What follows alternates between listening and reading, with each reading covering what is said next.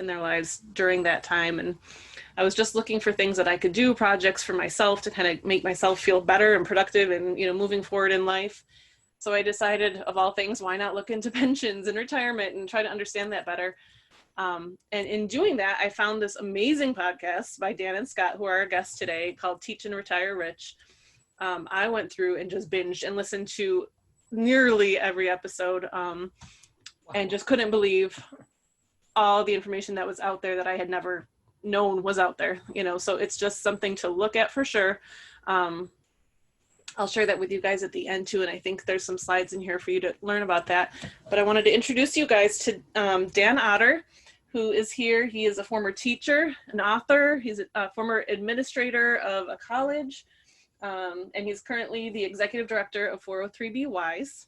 And we have Scott Dauenhauer, who is a financial advisor and in particular a fiduciary advisor, which we're going to talk about a little bit. So you know that term is super important when you have an advisor. Fiduciary advisor is what you want to look for. And he's also married to a teacher. So he's really familiar with the ins and outs and has worked with obviously this podcast and 403bwise.org. So he's super, super familiar and has this passion to help educators, which includes a lot of us who work in schools. So welcome, Dan and Scott. We appreciate having you here.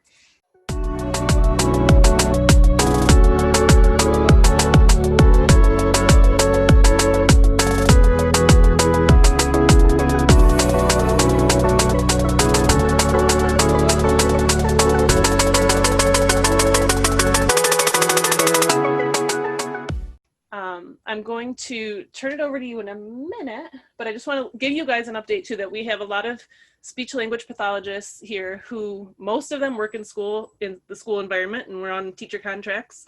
So anything that you might say to a teacher would be relevant for us. But also we have some people here who work in clinics on the side, who work in hospitals. So it's not necessarily all in the education field, but that is typically who, I reached out to, who I was speaking with in the Facebook group. Thanks, Jessica. Thanks so much. Thank you, everyone, for joining us. Regardless if you're a teacher or you're a healthcare professional, we really appreciate you taking some time to be with us today. Scott and I are super passionate about saving for retirement and helping educators and others navigate the often tricky world of investing and saving. All right, so as Jessica said, I am the executive director of 403B WISE. We are a nonprofit. We accept no money from sponsors, financial firms. Our whole mission is try to fix the broken K-12 403B plan. As Jessica also said, I was a longtime elementary and middle school teacher, and I also worked at the college level, both as a professor and as an administrator. This is my elementary school staff, amazing colleagues. This picture is from 2000, 2001. You can see me there with the red arrow. I'm sitting next to the principal, right? It's always good to have good relationship with your principal. She's actually still a friend. She's a pretty amazing woman. But way back in 1992, I was a first-year teacher, and the kids had gone for the day.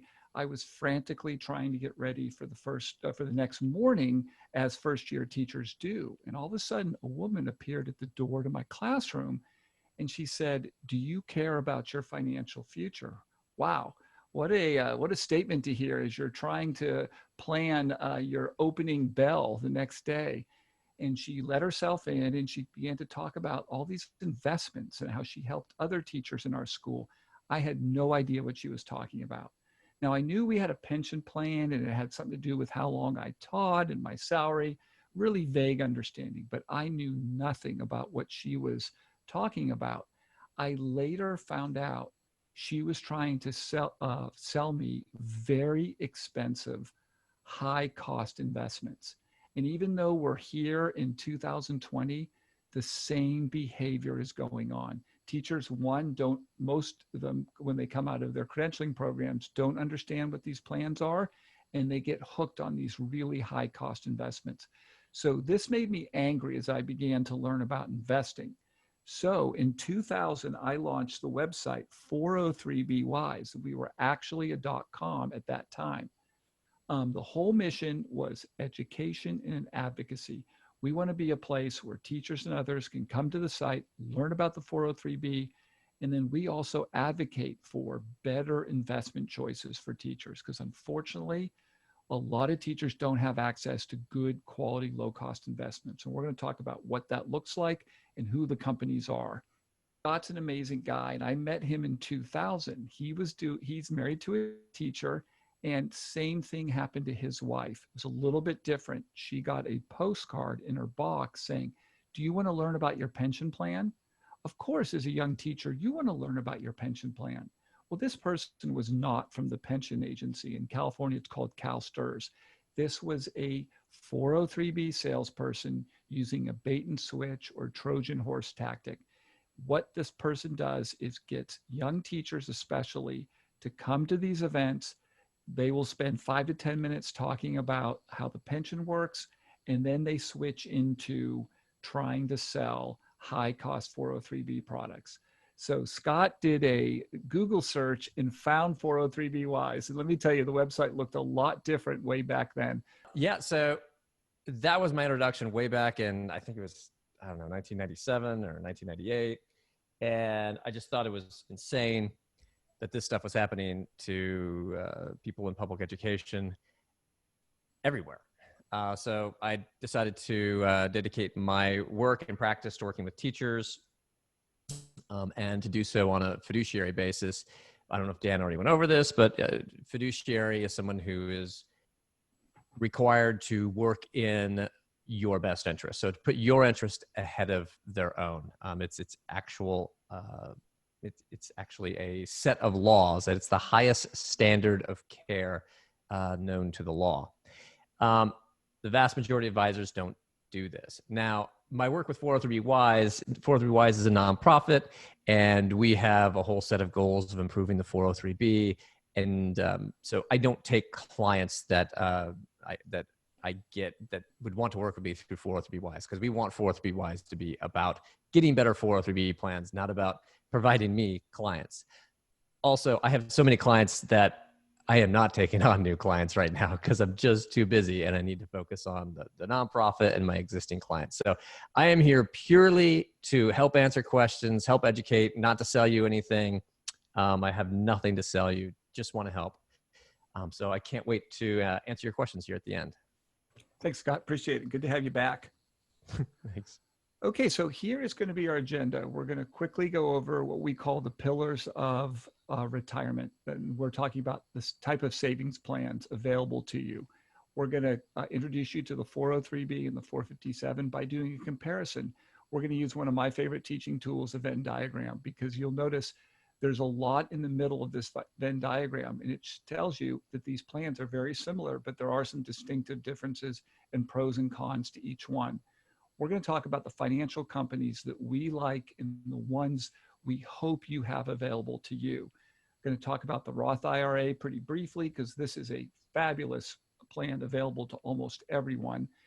We're going to go over just a couple investing basics, but we do sessions once a month introducing people to investing. And we're going to recommend, if you want to learn more, to come to those. And again, our events are no cost. They're very similar format as to what we're doing today. And then of course, we'll take questions.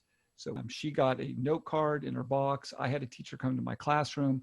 Often teachers walk into their staff lounge and there's someone there with food. Having been an elementary school teacher, I know how exhausting teaching is.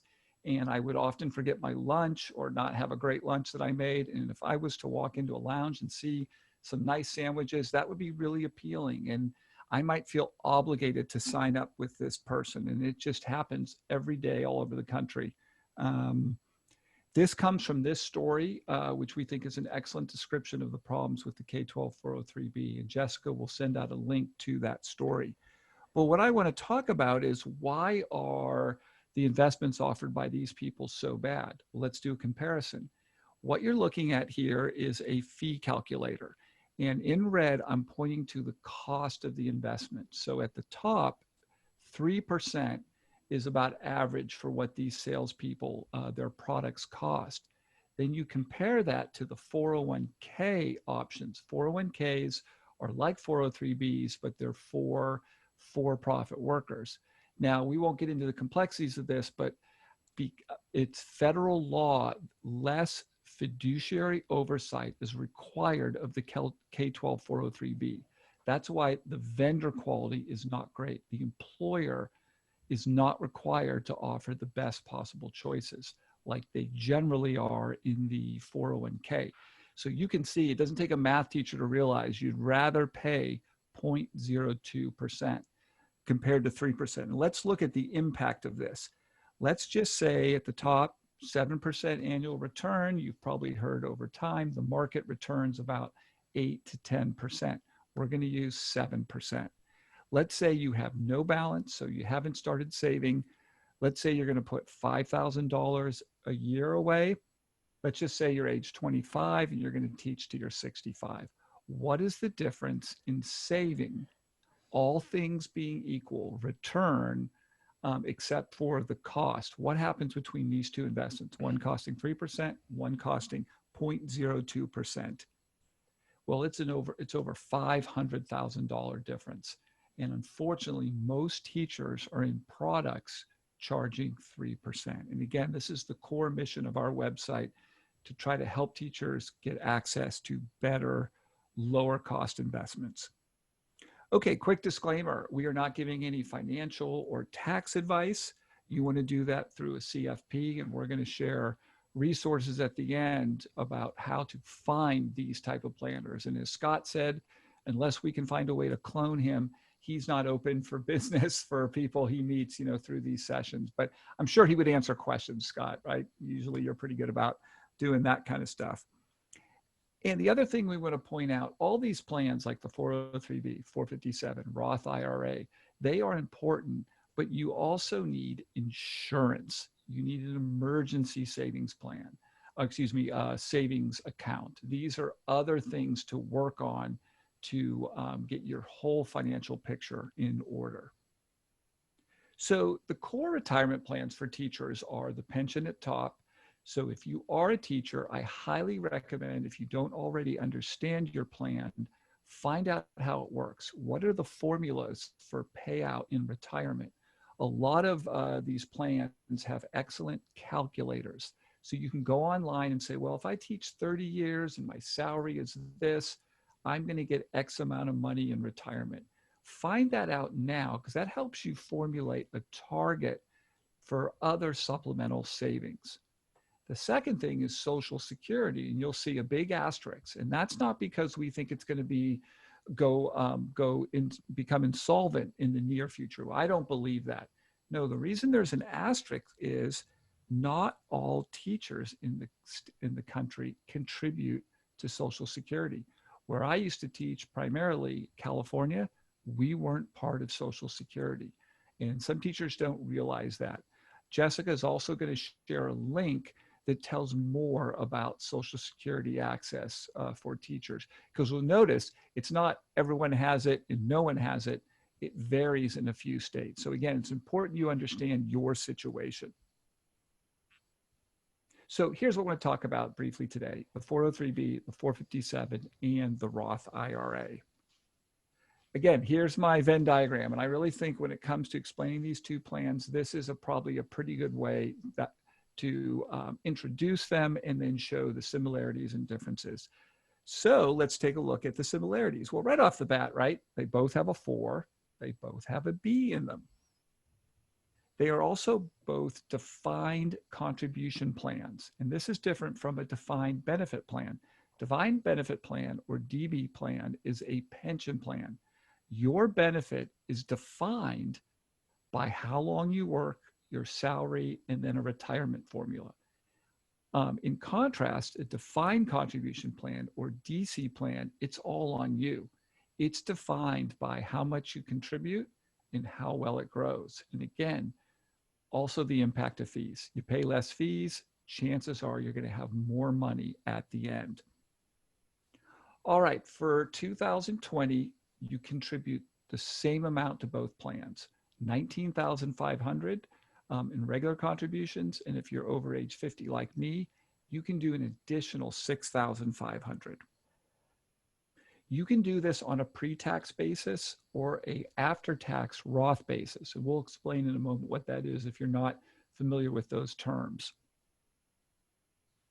The main investments are mutual funds and annuities, and we'll go over what each of those are if you're not sure what that is. To begin, you have to sign a salary reduction agreement with your employer. It sounds kind of funny, right? That sounds like you're taking a pay cut, but it's not. It just means you're designating the amount of money you want to go to either your 403B or your 457, or you can actually contribute to both, and what vendor you're going to. And you would do that through your employer. Okay, so if you are still working and you're 59 and a half, you can begin to access your 403B, and you'll probably see another asterisk there. This is new to the 457. You weren't able to do this to the 450s with the 457 before, but as of 2020, this is now available if your plan makes it available. So again, this is a really nice feature if you continue to work, yet you might need some money for maybe a trip or college for your kids. Gives you some flexibility. This is pretty cool if you can afford to. You can contribute to both of these plans if they're available at your employer. So think about this. And again, I realize teachers don't have huge salaries, but potentially you could put away $39,000 this year into 403B and a 457. And if, again, you're over age 50, that's another $13,000 you could do. And we know teachers that do this at the end of their career. Maybe their income is a second income, or they've saved money that they can live off of. They can really sock away a lot of savings later in their careers. You can take loans out of each of these plans, and we never recommend that, but sometimes that's the only option you have. Just keep in mind, when you take a loan from your retirement plan, that just means there's less money to grow for when you do need it in retirement. This is a big one with the 457, especially if you think you're going to take a pause in work. You can separate from service. So let's say you have a 457 with a school district or another entity. Often police, firefighters, government officials, state and local government officials have 457s. You can stop working. You can be young, like 28 years old, and you can access your 457 and not pay a 10% early withdrawal penalty. This is big because, again, the federal government wants you to save as long as possible, so they impose penalties. But for some reason, with the 457, you don't pay a penalty for accessing that money. Now, it is taxable. It'll look like income. So if you take out $10,000 in 2020, it'll look like you made $10,000 extra dollars, and you will pay taxes. But this is a nice feature because you can use it as a bridge between jobs, a bridge. Let's say you retire and you don't want to access your pension for a couple years. You can live off your 457 money. So again, this is a nice, nice flexible option here, not available in the 403B. Now with the 403B, and I happen to be 55, if I was to retire now, I could take that money out and not pay the 10% federal penalty. Again, I would still owe income taxes. This is wild with the 457. This is quite the provision. So 3 years generally before retirement age, and this is designated by your retirement plan. So it varies by each plan, and they have to make it available. You can double your contributions to the 457. So think about this. You could double to the 457, max out the 403B. So late in retirement, you can sock away enormous sums of money. This is what this would look like. $39,000 into the 457. Now, the one caveat is you can't, if you do the 3-year rule, you can't do the age 50 catch up with the 457, but you can do it with the 403B. So you could put $39,000 to the 457 for 3 years, and under current contribution limits, and you're over age 50, $26,000 into your 403B. I realize for many of you, that's your full salary. But again, I want you to know that that option is available. We have plenty of teachers on our Facebook group, the 403B Wise Facebook group, who actually do this, okay? But again, they are outliers. The 403B has an obscure catch-up provision called the 15-year rule, and it basically means if you've worked for the same employer for 15 years, you haven't contributed the maximum, you are allowed to contribute an additional $3,000 per year up to $15,000. The employer has to make it available, and frankly, not many employers are making this available anymore. But I just want you to know that is available. Both allow you to get money out in case you have an emergency. Now, an advantage of the 403B is it's easier to get money out of a 403B when you have a hardship than it is with a 457. And to get more information on this, you'd want to talk to your vendor about accessing that money, but it is very difficult to get it from the 457. 457s by design require more fiduciary oversight. So there's often better vendors and less vendor choice. And you might think, well, don't you want more vendor choice? Actually, it's the opposite. If there's multiple vendors, that means the employer hasn't put them out to bid, hasn't taken advantage of economies of scale. It's like when you're going to get a car repair. Hopefully you get 3 bids and go with the lower one. Unfortunately, in the K-12 world, especially in California, like the school district where my son goes, there are 42 vendor choices. 39 of them are awful, okay? But if you work at Apple Computer, you have one vendor, it's Fidelity Investments, it's excellent, and the costs are excellent because Apple made Fidelity fight for the business, and so they gave their best pricing and services. And that's another thing we want to see in the 403B world. If you work in Montgomery County Public Schools outside of DC, they went to one vendor, Fidelity also, and they have, the employees there have access to very low cost investments. That's the model we want to see more of around the country. We have this new tool. My son actually did the layout on this, and it's a side-by-side comparison of the 403B and the 457. Jessica will send a link to that because that can be kind of overwhelming thinking about that Venn diagram. We think this is more graphically friendly. It can be a PDF, and we hope you share it with your colleagues. So I mentioned Pretax and Roth, and we'll go over this real quick. So you have an option of either lowering your taxable income now or lowering your taxable income in retirement. So let's say you decide to do the pre-tax, which has always been the way until recently most retirement plans work. Your salary is $50,000. You decide to contribute $2,400 to a 403B. Whatever happens with that investment, you don't pay taxes on that until retirement. Instead of making it seeming like you earned $50,000 in the eyes of the IRS, you made $47,600. Now you made $50,000, but $2,400 of it went off to an investment, but you're only taxed on $47,600 of it. You will pay taxes at withdrawal in retirement. So money grows tax deferred, but when you take it out, it's going to look like you have income. Now, you got a great benefit because you lowered your taxable income, but the bill comes due a little bit in retirement. Conversely, with a Roth option, same salary, same contribution, but you're taxed now $50,000. So in this scenario, you're going to pay more taxes today, but the big benefit is no taxes at withdrawal. This is pretty powerful. And the younger you are, generally, it makes more sense to do the Roth option. You can actually do both, okay? So you can do half, you could do $1,200 to pre-tax, $1,200 to post-tax. It's totally up to you. When I was teaching, this option was not available. I probably would have done the Roth option. But again, I want you to know about the two options, and you can actually do both. So how do you make this decision? It's almost impossible. The teachers on our Facebook group, the consensus seems to be that most sort of split the difference. But Scott, as a planner, this is his thoughts on this choice.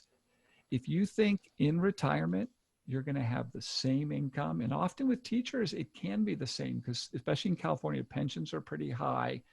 Houses could be paid off. They could have other investments. They're going to be in the same tax bracket. It's neutral. Pre-tax, post-tax really doesn't matter. If you think you're going to be in a higher tax bracket, which, you would think generally not the case, but as Scott will share, he often has clients that they are in higher tax bracket. You want to share anything there about that, Scott? Yeah, I mean, you had mentioned that by the time you get to retirement, you may have your house paid off, and anyways, these days, even if you have a house and have a mortgage, a lot of times you're not itemizing anymore. But back in the days where you do itemize, you get to retirement, you have your pension income, your spouse might have Social Security income, or if your spouse is also an educator or in education, they might have a pension. If you've saved into a 403B, you may have extra money that has to come out when you turn 72. And you don't really have any deductions. So you really could be in a higher tax bracket. And I've had many clients where that's the case. They may not be in a higher tax bracket the day they retire, but due to having saved so much on a pre-tax basis, most don't understand that when you turn 72, you have to start taking some of that money out.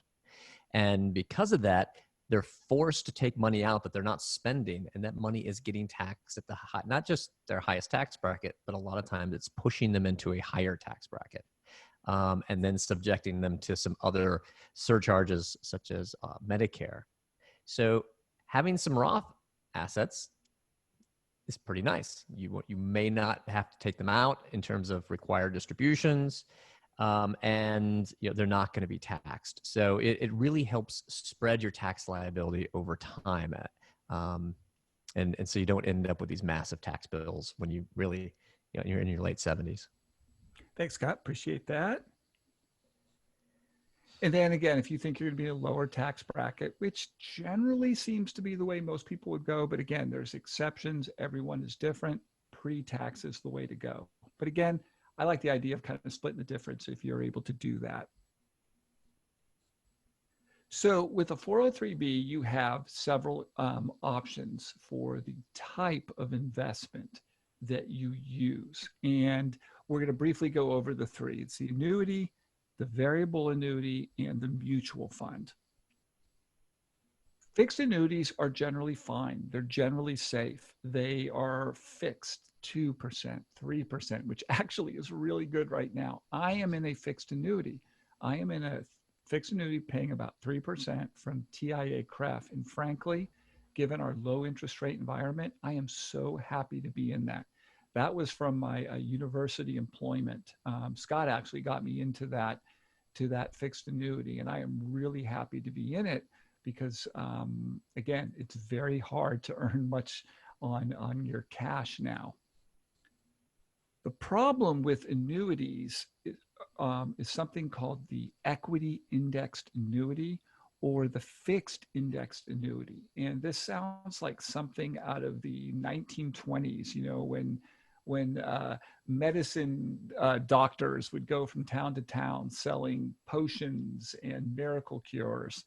Some of us are doing this with COVID-19, it seems. It promises the upside of the market without the risk. And if that was true, sign me up, okay? It's not. What it does is it pays a huge commission to people like this. And Jessica has the link to this story called Magical or Unsuitable. These are the kind of characters that are reaping huge commission, bilking seniors and teachers. And probably my favorite quote or tweet ever on this topic by the respected longtime personal finance writer for the Wall Street Journal, who now runs a wonderful blog called Humble Dollar. Estimated annual sales of equity index annuities, if salesmen weren't paid huge commissions, you can see it, $0, okay? Beware, because they're the ones coming into the classrooms. They're the ones sending emails, pretending to be from your pension. They're the ones sending the postcards. Look out. What is a stock? Does anybody know what a stock is? Ah, there we go. Partial ownership of a company. Yeah, owning a company. You can buy shares in, one of the most popular companies, the most valuable company, I believe. I haven't checked today, but Apple is typically the most valuable company in the world. And you can buy a share of their stock and you are an owner. How about a bond? Bonds are tricky. Does anyone know what a bond is? A loan. Absolutely. Yeah. And here's the thing. When I first started investing, I thought it was only to government entities. But it's not. It's also corporations will sell bonds. Let's say they want to build a factory and they don't want to use their cash or they don't have cash. They will sell bonds. The promise is that they'll make more money building more cars and they'll pay off the bondholders. A lot of local city projects are funded by bonds. The city doesn't have the money up front, so they sell bonds, they get the money, they build the project, and they pay back the bondholders. So generally safe way to go. Stocks are very volatile. If you invest just in one or two stocks, all your eggs are in one basket. So this is why we like mutual funds, because they come in so many flavors. They can be all stocks. They can be all big stocks. You might have heard of the S&P 500. If you invest into an S&P 500 mutual fund, you get so much diversity. You get basically the 500 biggest American companies. So instead of your $100 a month maybe going into one stock, it's now being split among 500 different stocks. Now it's more weighted towards the big stocks in the S&P 500, like Apple, like Google, like Facebook. But we think this is such a great way to invest because it's lower cost. It's auto investing. It's, the term indexing means there's not a lot of cost. There's not a team of advisors or managers picking all the stocks. So that can be a great way to go. There could be international stocks. It could be developed countries like Europe. It could be emerging markets. So lots of diversity. So we really think mutual funds are a good way to go because of the diversity of the assets. And there's the technical term there. And again, this will be part of the PDF. So you have that in case you're not familiar with this term. Variable annuities. They sound good, kind of like an equity index annuity because you get mutual funds, but you also get insurance. Doesn't that sound appealing? I'm a little bit risk averse. The market can be volatile. Variable annuity sounds really good. The problem is the insurance is enormous. It's often at least 1.25%, and that's really used to pay the commission. It's just frankly not worth the cost. Then you have to pay for the mutual funds. And when you buy them through variable annuities, they're often 1.5%. Also, many variable annuities have surrender charges. Let's say, hope this isn't the case, but you have a variable annuity that you bought from a really nice person who brought sandwiches to the staff lounge. You go after this meeting and find out they're charging you 3%, and you are lucky enough to have, say, Vanguard as another choice. If you want to move that money within your 403B, within your employer's plan, you might have to pay 7% penalty to get out of that 403B. It infuriates Scott and me when this happens with teachers because these sales agents are not disclosing this up front. Again, they are not fiduciaries. They're not planners. They are salespeople. So we have a link on the website, a story called What to Do or How to Get Out of a Bad 403B. And we can answer questions on that too as well afterwards, but it's infuriating to us. And you remember that example I showed you right at the beginning, the impact of 3% in fees. It really takes money out of your pocket and puts it into that of the salesperson. Sadly, this is the typical 403B vendor list. This comes from the city of Pittsburgh. These are terrible companies. AXA is on almost every vendor list. I see some reactions and I'm so sorry and I hope you're not invested in them. They are notorious for having lots of salespeople sell expensive products. So those are really bad choices we're looking at. These are the companies for both the 403B and the 457 that Scott and I think are the ones to look at. And you'll see there's a couple asterisks and notes. I'll just sort of start at the top. Aspire Financial Services, we love this company. They are not a financial firm per se. What they do is for a pretty small fee, they will give you access to Vanguard, to Fidelity, to T. Rowe Price, three of our favorite companies. So they can be a good way to go, especially their non-advisor choice. And again, this will be part of the PDF. If you're in California, you're lucky because the big state pension agency for teachers' pensions, they have a wonderful 403B product designed by Scott Dauenhauer that's low cost and available on almost every vendor list in the state. Now, like I said, in Redlands, where I live, 42 vendors. Most are terrible, but CalSTRS Pension 2 is one. So if you're in California, chances are you have access to that. Fidelity, ICMA, RC are longtime 457 vendors who are now going into the K-12 market. We think they're a fine choice. TIAA-CREF, typically in colleges, universities, but they are also on some vendor lists in the K-12 403B world. T. Rowe Price, Vanguard, excellent companies. You see the asterisks. They are not available as 457 plans right now. But I will tell you, with the 457 world, many states, New York is the poster child. They have a state-based 457 plan. Scott, what is it? $23 billion of assets under management, 200,000 participants, because it's firefighters, it's police, it's government officials, it's teachers. Many school districts in New York make that available, or by simply asking, they will make that available. And we know a lot of teachers in New York, they don't even contribute to the 403B. They go right to the state-based 457 plan. So whatever state you're located in, see if you have a state plan, post it on the 403BY's Facebook group, regardless, your vendor list. That's what a lot of teachers do. You even have nurses and people who work in non-teaching professions post their investment choices, and the community can give you feedback. And then we're also working, I hate to keep over-promising because we haven't delivered it yet, but we're trying to compile a map of all the state-based 457 plans. So that's something probably not until next year, but we wanted to create a graphic similar to the one that we did with that side-by-side 403B, 457. Often for teachers who have bad choices, just do a Roth IRA. You could start one in an hour right after this. It's not dependent on your employer. Now, you can't contribute the same amount as a 403B, but for many teachers, they can only contribute a couple thousand. So this is a good way to get started. And if you want Vanguard, you want Fidelity, you want T. Rowe Price, you can get them immediately. And again, in retirement, when you take that money out, you're not paying taxes.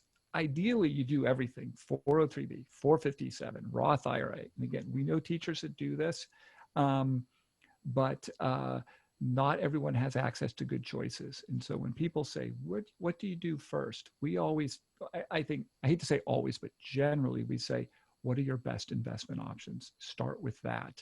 And then band together with colleagues to try to get better investment choices. And then maybe you go from Roth IRA and then you also do a 457. One caveat with the Roth IRA, if you are married filing jointly, and I think it's about income of $196,000, anything over that, you wouldn't be able to do a Roth IRA. And Scott, what is it, about 130,000 if you're single, I think. So there are some income limitations, but generally they don't apply to a teacher unless the teacher is married to a high income earner and they file jointly. Oh yeah, there's the specifics. So 130 up to 139,000 AGI, adjusted gross income, and then 206. And these go up every year, a couple $1,000s. So in September, we're going to do an introduction. We do this every month, introduction to investing. We'll dig in deeper into stocks, the historical returns of the market, asset allocation, target date funds. So we'll let, I almost said Penny, we'll let Jessica know when this is, and it's a free event and she can give you the information. We typically do it at 7 p.m. Eastern time, 4 p.m. Pacific time. Okay, we're almost done here. We can move to questions. So this is what 403BY's looks like. Look who is on the homepage of 403BY's, our birthday girl, Jessica. So she was very nice to submit her, what we call a teacher story. We've got about 30 of these now where teachers, we have them answer some questions about investing. And so she's spotlighted right now. So we really appreciate her doing that. And a week from Friday, she will be the subject of a podcast we will release. But the main thing to know about our website is there are 3 main sections. Number 1, education. This is all the details on the 403B, what it is, how it works, how much to contribute, information on loans, early withdrawal, all those kind of details that we showed in the Venn. Another big part of our website is advocacy. We have resources, we have PowerPoints, Google Slides that you can download, share with your colleagues, and then go to your benefits officials and say, look at the impact of fees. You can use all of our resources to help try to get better choices. We've got a video that is exactly 4 minutes and 3 seconds long. That was Scott's creative flourish that lays out the problem with the 403B. And Jessica can share that link with you.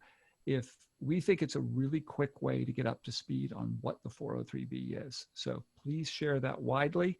Finally, community, teacher stories, Facebook group.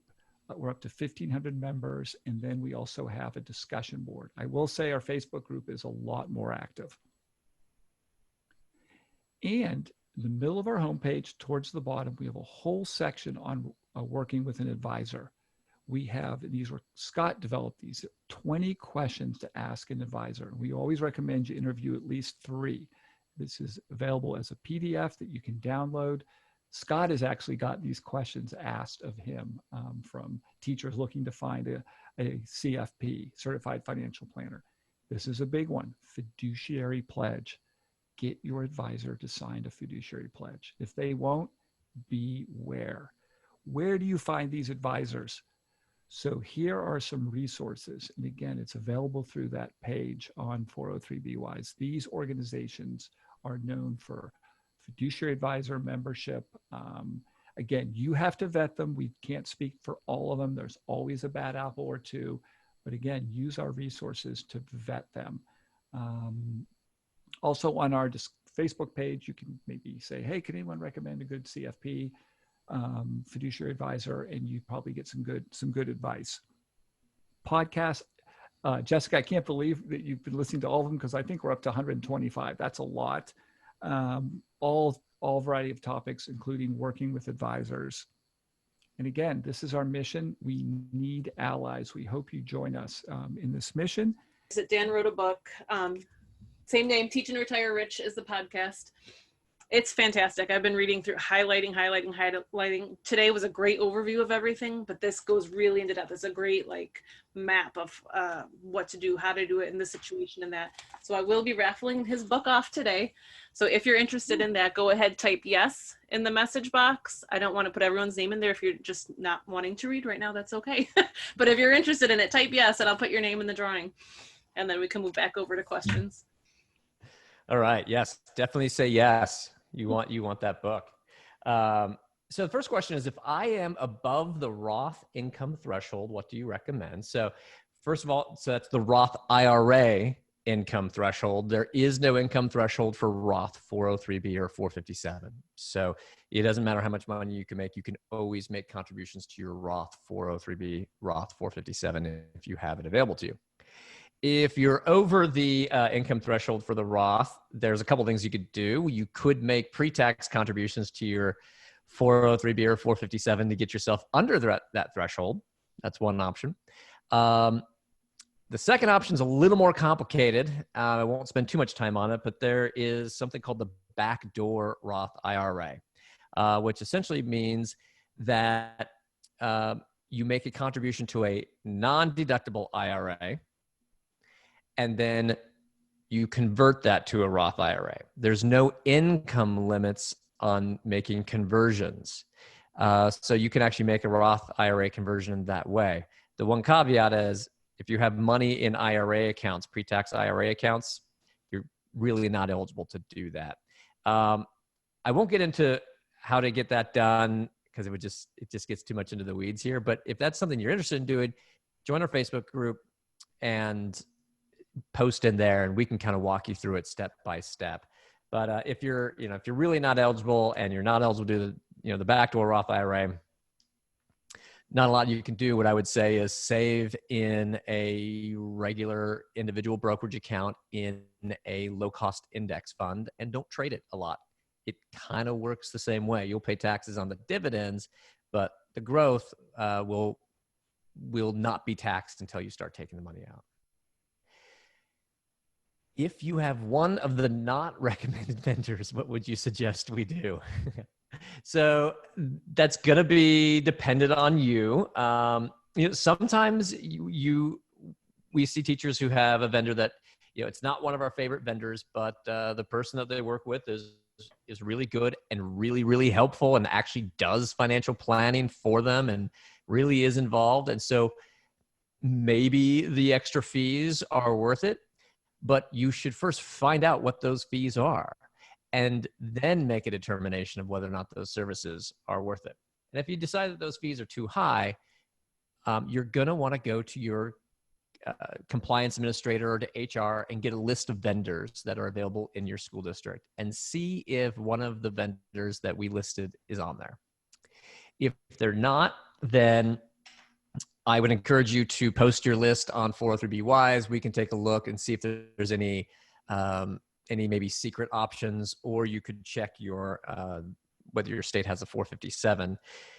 I mentioned secret options, and that's because there are a few. I'm going to post a link here. There are a few investment vendors that we do not like. They are not good vendors, but they actually offer a secret product that is a pretty good product. They just don't advertise it. So for example, there's a security benefit might be on your list, and we would say, don't go with security benefit. They're not great.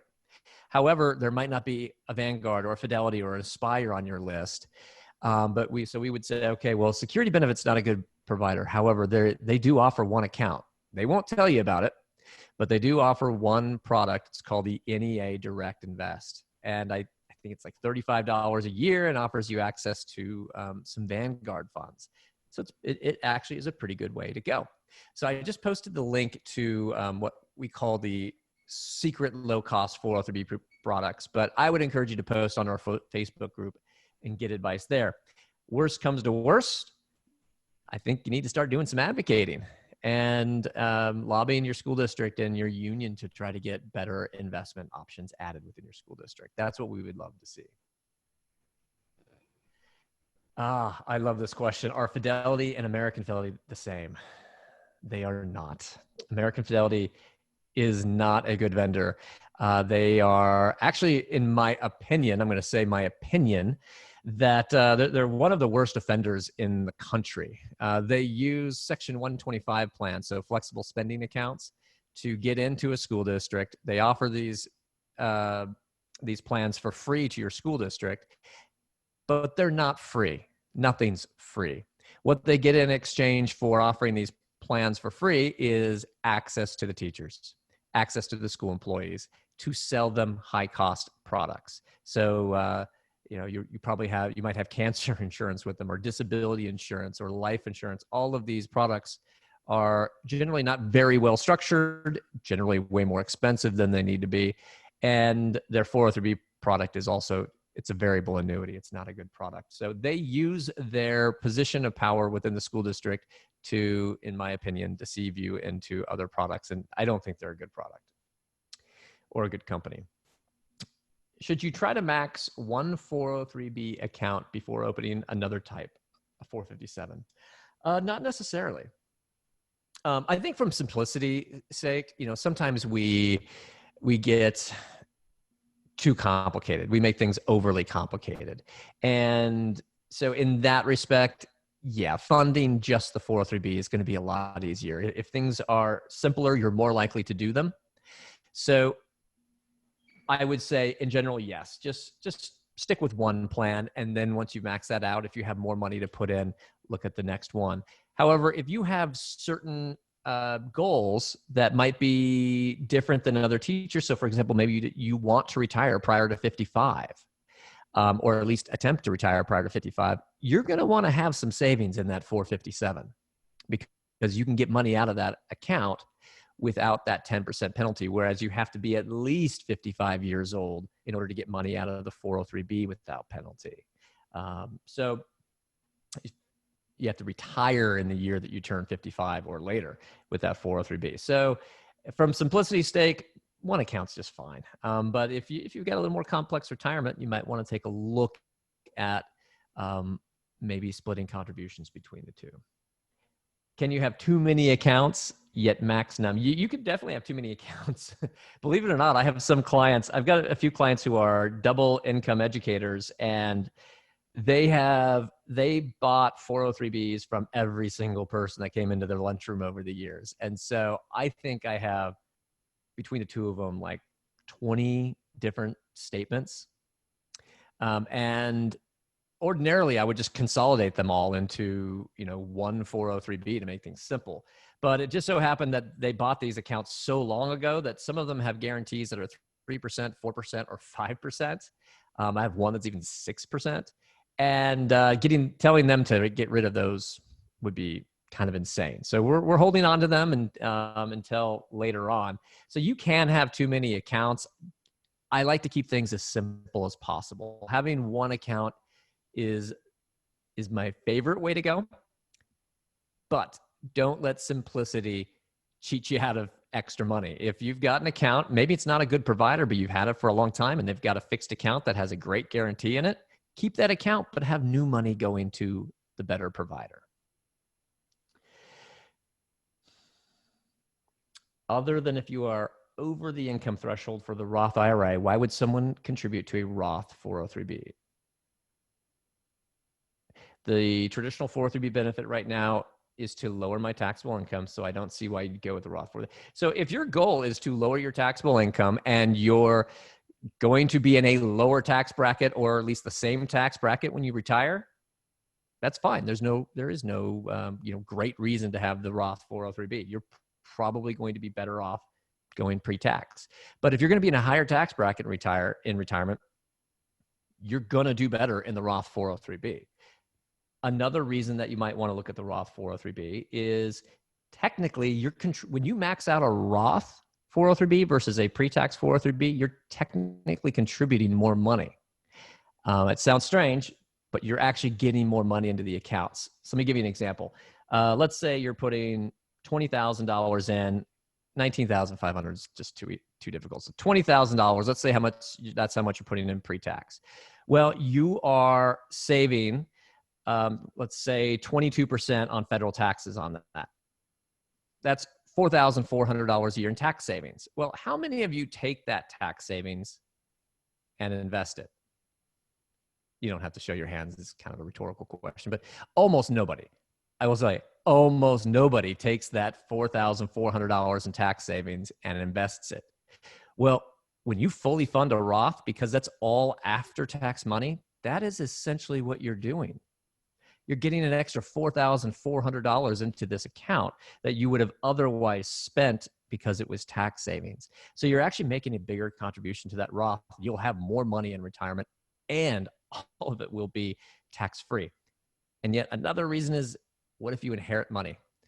I have a lot of clients who they inherit money from their parents or from another relative, and they use the Roth 403b to take that money and get it to be tax-free. So those are a few reasons why you might want to use a Roth 403b, even though you still think you might be in a lower tax bracket in retirement. Let's see, how to get out of a bad 403b. Oh, Dan put that. What percentage of our salary should we ideally put in some type of retirement plan? Already have money taken out. That's a tough one because it really depends on your goals. I mean, we like to, if you can get to 10% of your salary, I think that'd be great. But I mean, as much as you can to where you're not cheating yourself out of life experiences. There are a few financial people that we follow who it's, every penny you can put away, sacrifice now. Do not give yourself nice things now so that when you're in retirement, you'll have enough money. And that's fine. If that's your philosophy, that's great. I've just encountered too many situations where people do not enjoy, at least to some extent, their life right now with their family, with their spouses, and they actually save so much money that they deny themselves some of the pleasures in life. And I don't think that's the right way to go. I think there's got to be some sort of balance between the two. I've taken some nice vacations with my wife and my kids because you know what? I don't know that I'm going to be able to do that 20 years from now when I actually retire. I want to make sure I enjoy them now. Now, it's not to say you shouldn't save anything. But I think 10% is a nice round number. If you can get to that, great. But I do know that in some states, 10% is the amount that the pension is. And then you also have maybe Social Security coming out. And then you have your health insurance might not be covered by your employer. So you're paying a lot out of that. So it's hard for me to give a rule of thumb there, but I think it's a nice target. What's the typical fee for a Roth IRA? My fee for my Roth IRA is higher than my bad vendor 403B. You can get believe it or not, you can get a Roth IRA for 0 fees.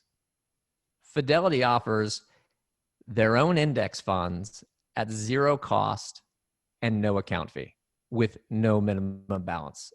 You could put $1 in a Roth 403B and put it into a Fidelity fund and you will have 0 fees, which is kind of insane when you think about it. So I don't know what a typical fee for a Roth IRA is, but I know that you can get a Roth IRA for literally 0 fees at a company like Fidelity, as long as you're using their index funds. So you can definitely do better. Now, one caveat, if your Roth IRA has a really good fixed account and you got a portion of your money that is you want to have fixed, you might want to consider keeping some of that money there. From the chat, go ahead. Sorry, just what would you say the limit is for like fees? If you see something over 0.5, 0.6, is that when you start to like sweat a little bit, or are you what's that limit? Yeah, I mean, I think that's about right. It kind of depends on how much longer you have to go. I mean, if you're 2 years away from retirement and fees are like 1.25 or 1.5, but no surrender charges, well, you can get that money out 2 years from now. So it's not as big of a deal. So it kind of depends on what your exit strategy is, but yeah, I like to keep things under 0.5% for sure. There's really no reason to be paying more than 0.5% unless you've hired, a fiduciary advisor. And even then you got to be careful because they can be sometimes they can be very expensive. I've seen fiduciary advisors that charge 2.5%. I don't think that's worth it. Mm-hmm. It's posted Scott's email address, and I will post mine right now. The website is always good, but this is my direct contact. You'll get the quickest response by doing dan@403bwise.org. Okay. And if you do join the Facebook group, be sure to answer the 3 questions, because that's how that helps us protect the integrity and keep these salespeople out.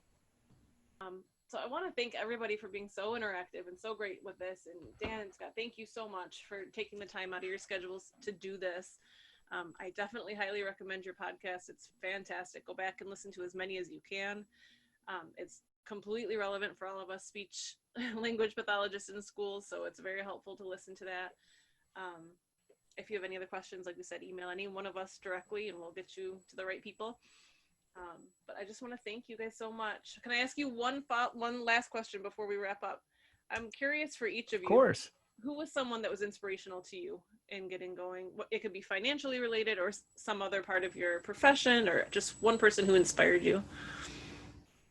Sure. I would say for me, it was a group. It was called Motley Fool, and they still exist today. But the attraction for me 20 years ago was they used humor in investing. I always found investing intimidating and off-putting and technical, but they brought just something different in it. I found it very attractive and very inviting.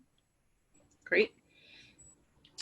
I would have to say, actually, one person that inspired me was Dan Otter, for sure. And then the late, great John Bogle of Vanguard.